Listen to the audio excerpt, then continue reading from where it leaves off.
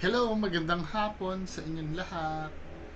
So, meron tayong update dun sa yung kinontent natin kahapon na yung binatukan yung rider. So, ito pala yon. Tingnan natin yung istorya na ito. Yung sa balitang hali. Panoorin natin.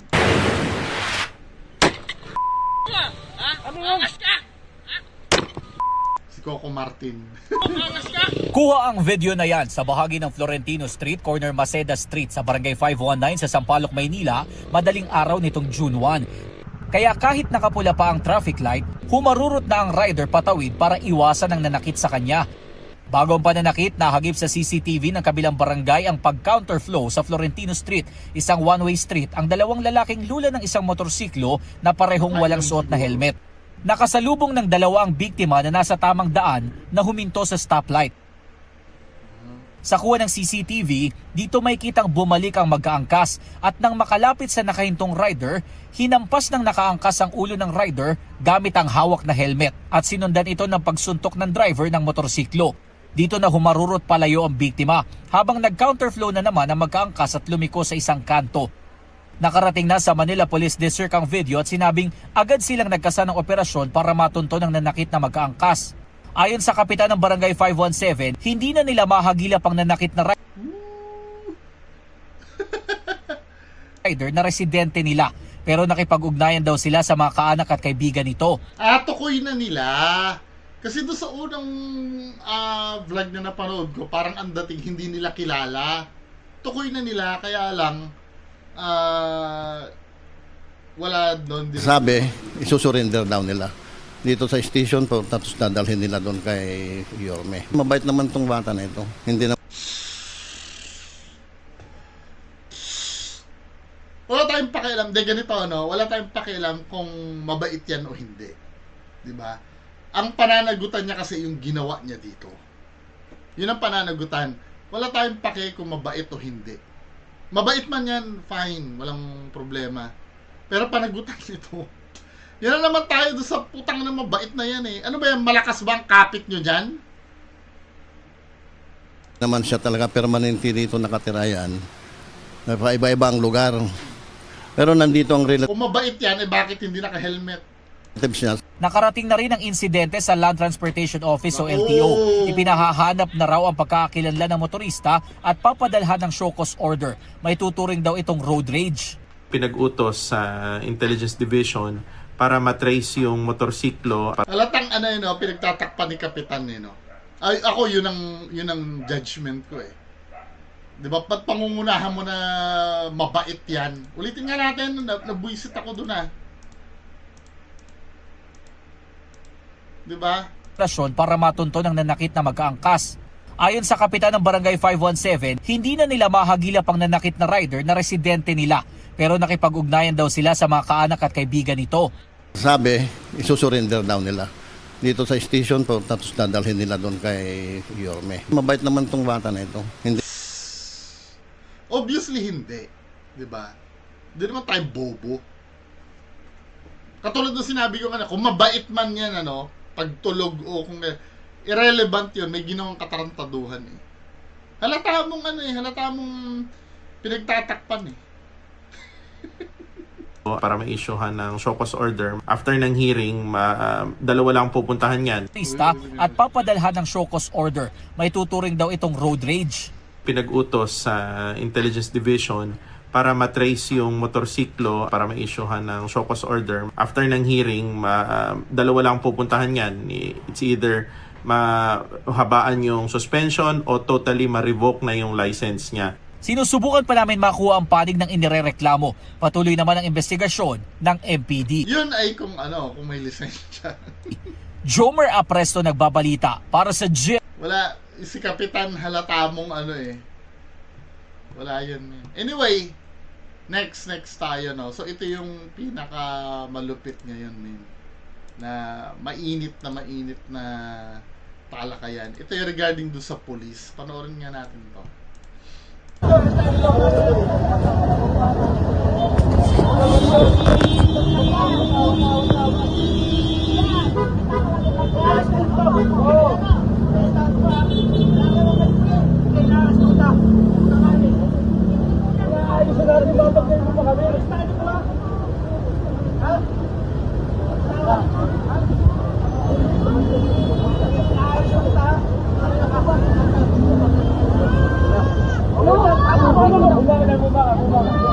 tanong ko lang, tumabi ka dyan, naka-green. Harang-harang eh.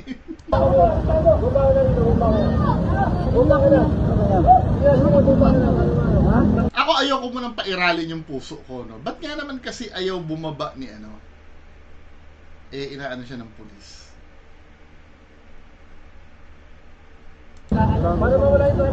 Kasi unang-una hindi naman natin sa dakong ito, dito sa video na to, hindi naman na natin alam ang reason eh. Kung bakit ginaganyan or bakit pinapababa siya eh. 'Di ba? Malalaman na lang natin mamaya ano. Bakit sino makabangga niya? Ano, nakamotor? Uy, senior na yan. Sir! Senior na yan. Nick, let's say halimbawa, sa akin ano, kung halimbawa inaaresto sa dapat ika-aresto na bagay, wala namang kinalaman yung kung senior o hindi eh. SOP talaga na pusasan. Di ba, men? Well, tingnan na lang natin explanation mamaya kung ano yung pagkakamali dito. Sir! Arestado ko, arestado. Dahan, sir! Dahan! Senior na yan. Diyan ka. Ulit dyan eh. Ano na ginagawa? Kahit na. Ang nakakatakot na part yun, baka atakihin si tatay. You know? Tay, upo ka. Tay, upo po kayo. Upo kayo, tay. Tay, upo kayo. Kayo? Kayo, tay. Wala kayong nagawa? Wala nagawa. Tay, upo lang. Paano wala nagawa? Kailangan natin gawin babang... Sir, pwede tubig. Tubig, tubig. Yung mga nag-ano din kasi, huwag kayong dagdag emotion din. Tubig! Tubig! Tumahimik kayo! Siyempre, maano din si tatay na tensyonado. Relax lang. Madadalawa pa yung aso mo. Pagka sinasagasalo kayo, nag-relax ka nga lang. Relax na kayong dalawa. Kinakausap nga natin, sasakasama pa kami. Hindi? Anong hindi? Muntik nga kami. Tama na. Senior na. Kapit na ako dalawa.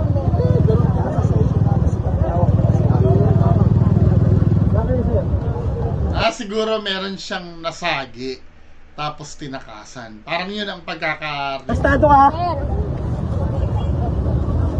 Gusto bigyan sa taxan. Arresto ka na. Wala ka pang warrant of arrest. Wala kang warrant of arrest. Hindi eh, pagka... Ito yung dapat maintindihan, ano? Pagka nasa act of yung ano yung mismong krimen, hindi na need ng warrant of arrest. Hindi ako kumakampi doon sa baboy na pulis ha. Kasi baka mamaya kasi ang piniprevent ko kasi dito maano lang tayo sa pagiging utak teleserye natin. Ngayon, mapapakinggan natin mamaya kay Sir Kalinisan. Ano ba yung mga lapses? Relax lang. Relax lang. Ay! Tingnan mo. Tay! Nagsubuan na ako. Binila si tatay. Sir, samahan niyo naman yun. Senior na yun. Samahan niyo. Teka lang. Dali. Takboy! Okay, so ano ba yung nangyari na yun, ano? May balita na ba? Wait lang, ano muna tayo? Doon sa mismong press conference. Alamin nga natin, ano ba talaga? Kasi sa akin, men, magiging fair ako. Ayoko kasi nung huhusgahan natin yung video dahil matanda, dahil hindi kaya ni tata yung ano. Kasi wala namang age ang pagiging kriminal eh. Tsaka yung pagpoposas, di ba? SOP naman yun eh. Diba? Pero tingnan natin, ano ba yung pagkakamali? A 76-year-old driver whose name is Kasi nagre-resist si tatay eh. ano ba to?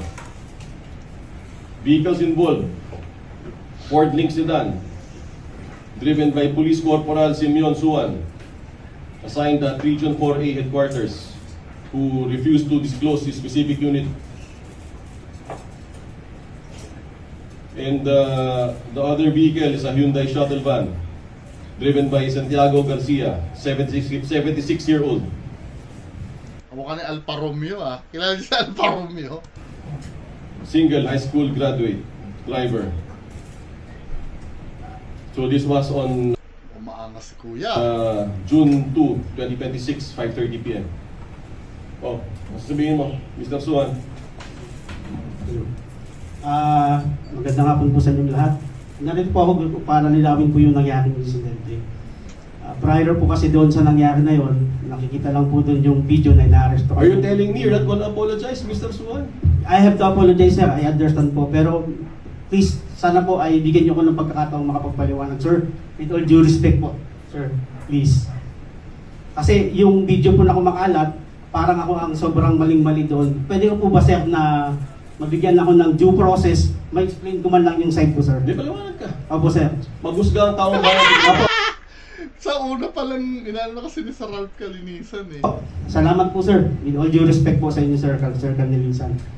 Ang nangyari po nun, prior po yung incident na yon, tinangka po niya akong sagasaan.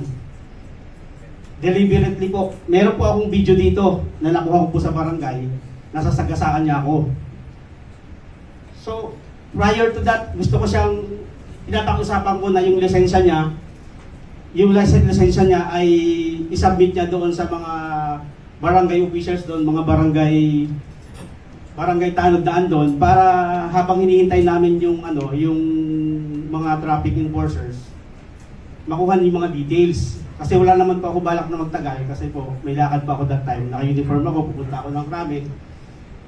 So, ang pakiusap ko lang kay tatay, sana ay isubmit yung sarili, makuha yung identity niya. Tapos, mai-report po sana yon. Ang problema po, tinangka po niya akong sagasaan. May video po ako doon. And for information lang po ng lahat, base po sa investigation ko, meron po siyang 8 incident. The same po. Ito po yung mga police report. Kung pwede niyo pong 8 po ito na same. Frustrated homicide, attempted homicide. 8 po itong insidente. Ipapakita ko po sa media. Kung pwede niyo pong punan ito lahat. Upo ka dyan. Upo ka dito. Ito po. Upo ka dito, Miss Corporal. So, ito pong pangyayari na to, nagpapatunay lamang po na trabaho niya na itong mambangga ng ibang tao tuwing siya ay nagkakaroon ng itong traffic incident na mga ganito. Yung mga kaso po na ito, andito po yung babanggitin ko lang po lahat. Sir, with your pasensya na po, sir. Yung itong kaso niya noong 2022-12-26, frustrated murder, frustrated homicide.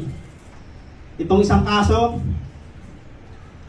consummated reckless imprudence resulting to multiple physical injury. Pakiado lang po kung ito po. May kinalaman ba yun sa pagdadrive? Pero, sige. Pakinggan na. Sana po ay mabigyan po ito ninyo ng maanan po sana ninyo ito, ma-cover po sana ninyo ito. Ito po. Frustrated homicide. Di ba ma-data privacy act ka dyan? Sir? Anong kinalaman yan dun sa incident Oo nga, ng yun traffic din ang tanong accident? ko pero siguro ini-establish kasi ni mamang police na habitual na yung ni tatay. Well, tingnan natin, no? Ito po, attempted homicide.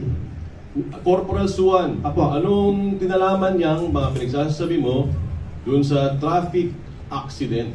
Sir, ang gusto ko lang pong patunayan na itong moral character ng tao ay hindi ganun kaganda, sir. Do you want to go that route, Corporal Suan? You want to go that route?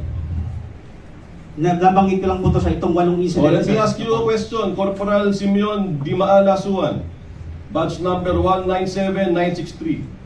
Are you the same Corporal Suan who was demoted in December 2019? Ayun lang. Nag-demote ka ba, Corporal Suan, dati? Yes, sir. Yes, sir. Oh, nakasuhan ka ba dati ng grave coercion, unlawful arrest, and slight physical injury? Yun lang.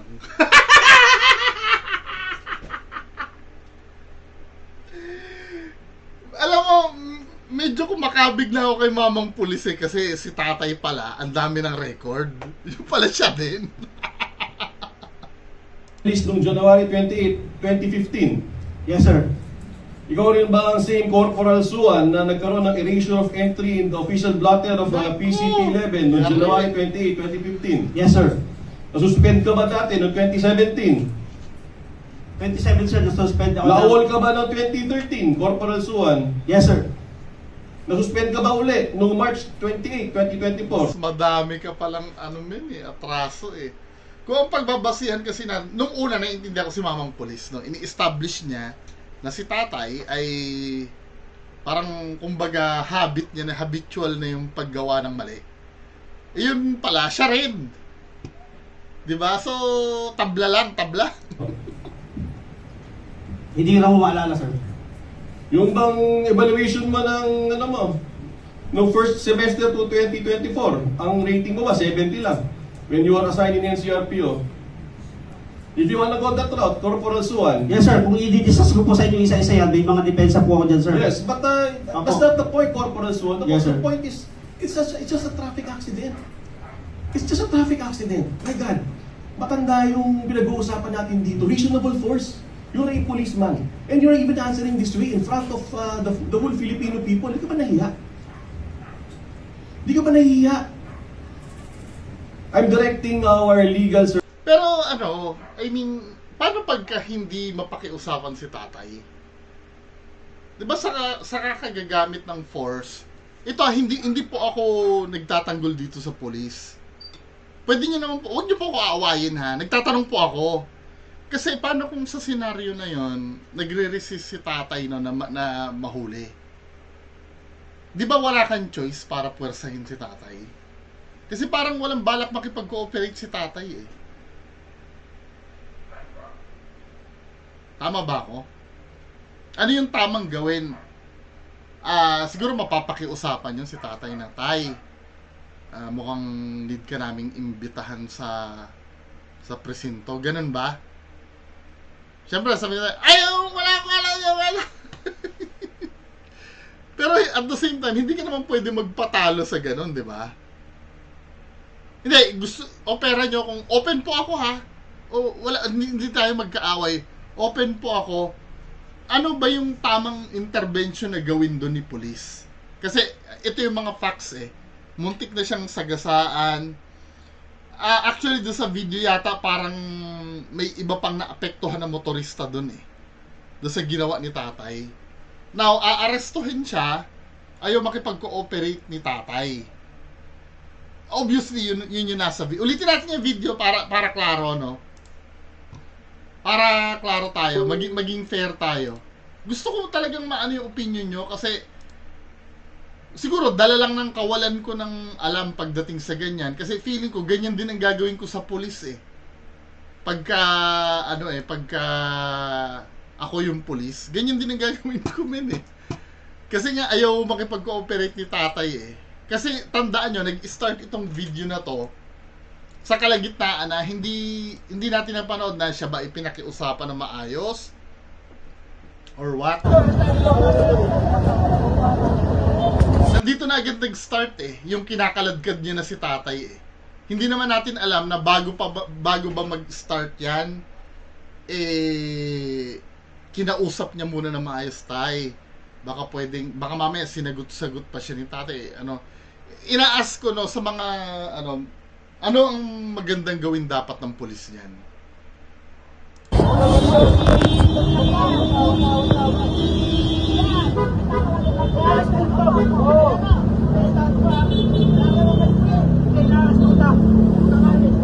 Ayaw ni tatay kasi.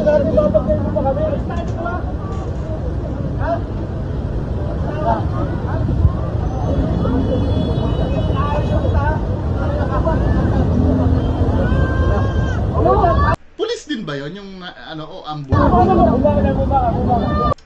Buisit tong ano yun, no? Naka-green.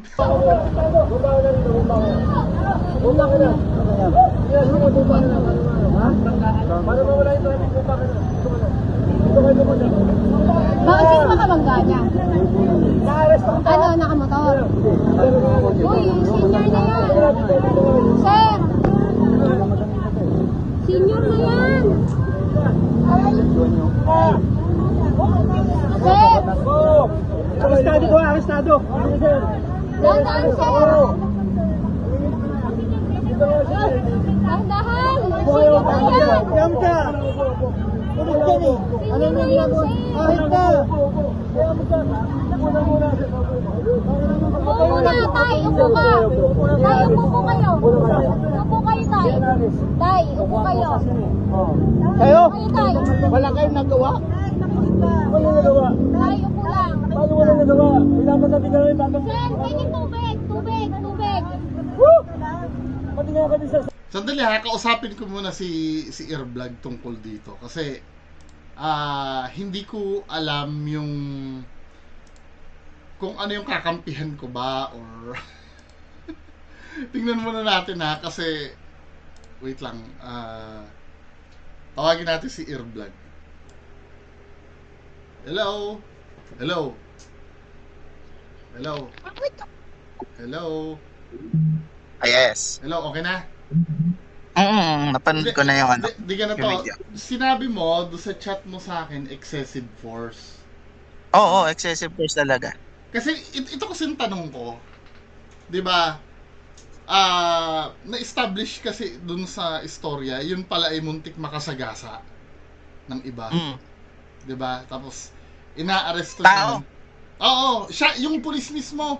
Muntik na daw siya masagasaan, sabi doon sa interview. Ngayon, ang tanong ko, 'di ba, inaaresto niya dahil doon sa ginawa. Ang tanong ko, paano pag nagre-resist yung ano, yung matanda, anong dapat gawin doon? Di ba dapat puwersahin din yun? Pwede kang magpatawag ng backup, for example, ganyan, para ma-convince mo na sumama. Pero kasi ito, ang sa reckless driving kasi, hindi kasi aresto yung doon. Hindi kasi aresto yung yung magiging traffic violation kasi yun, hindi yun, yan, for example, wala namang tinamaan, di ba? So wala pa, premature pa yung pag-aresto. So hindi niya dapat nga talaga inaresto yung tao.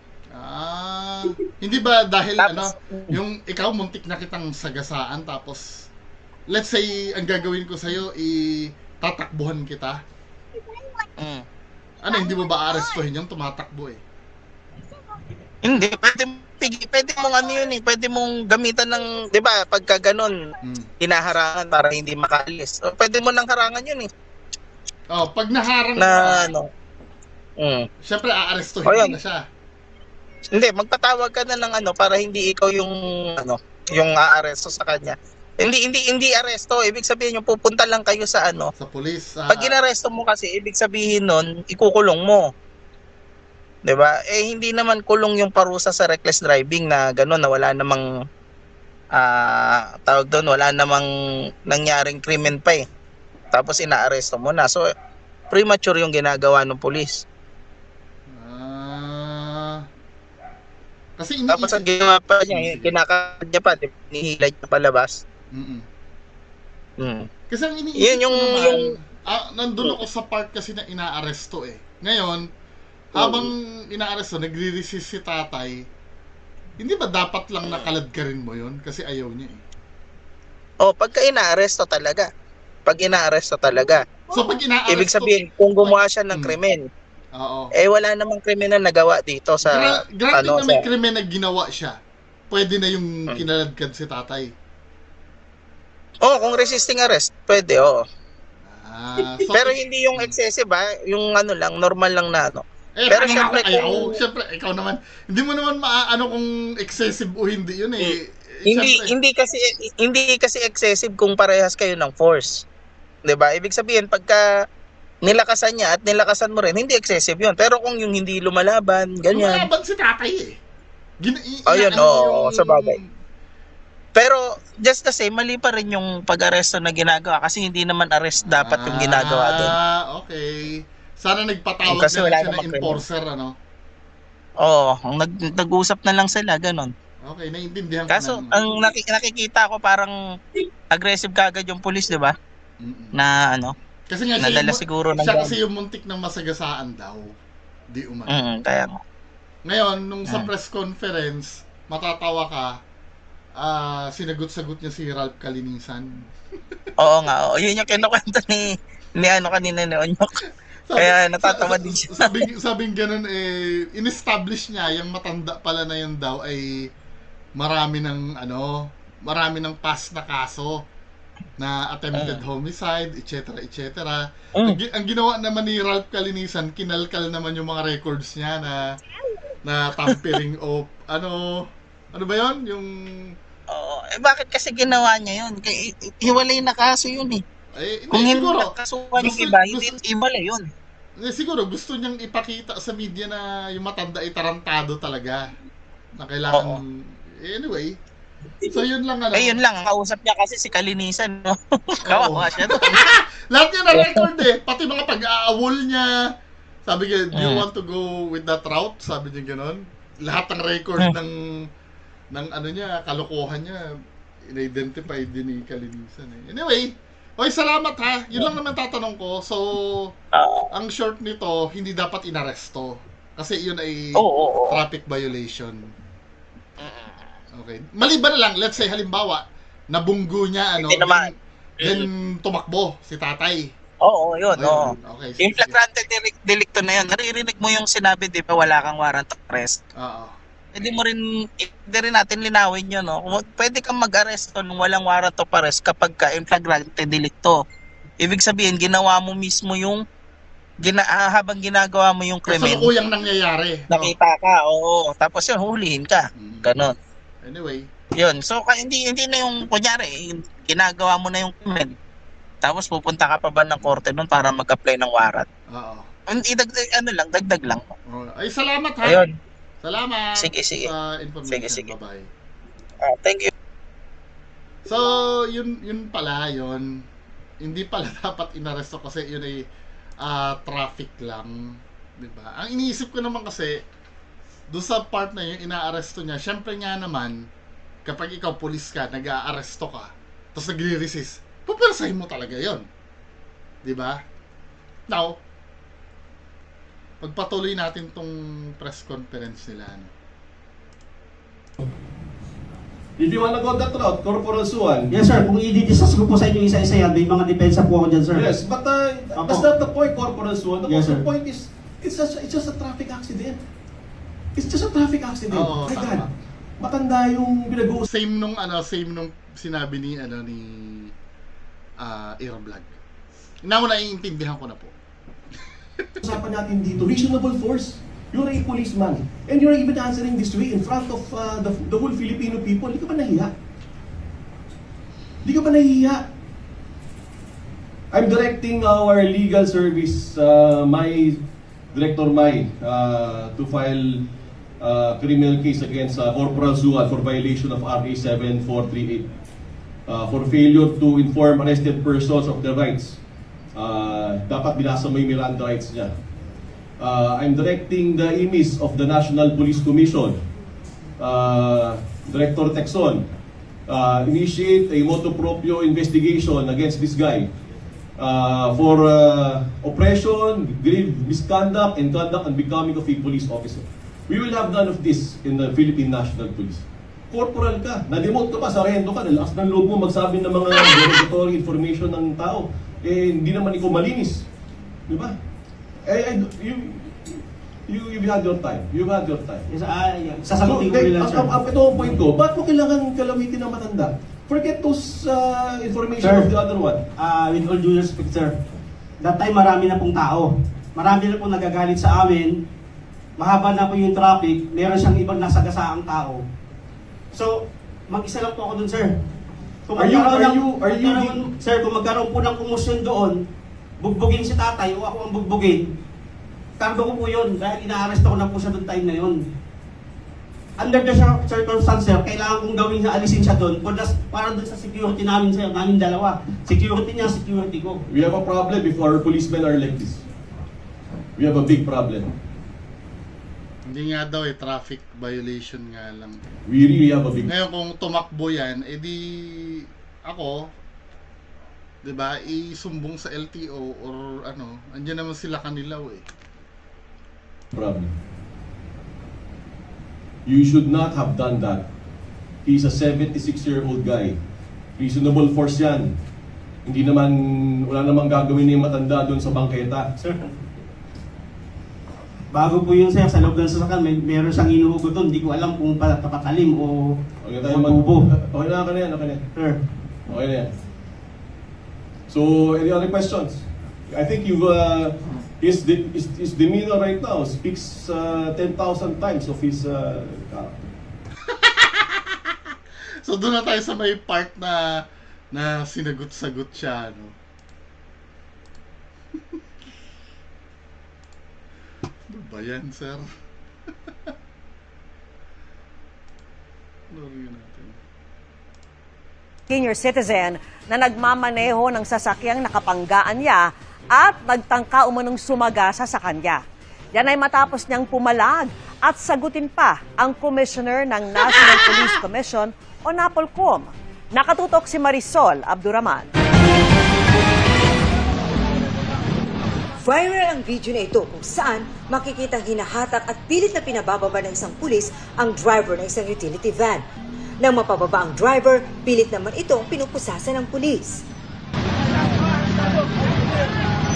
Pinapusaglit ang maedad ng driver pero hindi pa rin tumigil ang pulis na pilit siyang pinupusasan. Nagpambuno ang dalawa pero sa huli, napusasan din ang pumapalag na driver na hinatak ng pulis mula sa kanyang pagkakaupo at isinakay sa pribadong sasakyan ng pulis. Sa report ng Southern Police District, nangyari ito kahapon sa Bagong Bayan sa Taguig at nag-ugat sa isang vehicular accident na kinasasangkutan ng dalawa. Ipinatawag ng NAPOLCOM ang nasabing pulis para magbigay linaw sa nangyari. Pero pumalag ang pulis nang makaharap si NAPOLCOM Commissioner sa kalinisan. parang ako ang sobrang maling-mali doon. Prior po yung incident na yon, tinangka po niya akong sagasaan. Deliberately po. Pinag-usapan daw niya ang driver na ibigay ang lisensya. Pero sa halip daw na gawin ito, nagtangka pa raw itong sagasaan siya. Sa kalagitnaan ng kanyang pagpapaliwanag, naglabas ang pulis ng mga dokumento na nagpapakita umano ng mga kasong kinasasangkutan ng matandang driver. Dito na napikon si kalinisan. Are you telling me you're not gonna apologize, Mr. Suwan? Maging fair lang po sana. Okay na to. Ginagawa niyo kami dahilan dito para magpapogi. Wag po tayo magpapogi sa media, sir. Ilan po masasabi ko rito. Okay. Sana naman po, sir, ganito. Mabigyan niyo ako ng chance. Mali-mali po yung sinasabi niyo, sir. Hanggang ngayon wala pong binabayad sa akin kay 5. Eh, wala pala eh. So be it. Wag niyo po sana akong gawing instrumento dito para magpapogi kayo sa media. Hindi kami nagpapapogi dito. Magpapapogi kayo, sir. Hanggang agawin na ng provincial director ang mikropono kay Suwan at iniskorta na siya palabas ng venue. Nirelieve na ang pulis na nakatalaga sa Regional Mobile Force Battalion sa 448. Didisarmahan na rin siya at nasa ilalim ng restrictive custody. The National Police Commission will be happy to dismiss these types of errant cops until our policemen understand that we cannot do this to our Filipino people. Matanda, babastusin. NAPOLCOM Commissioner, babastusin.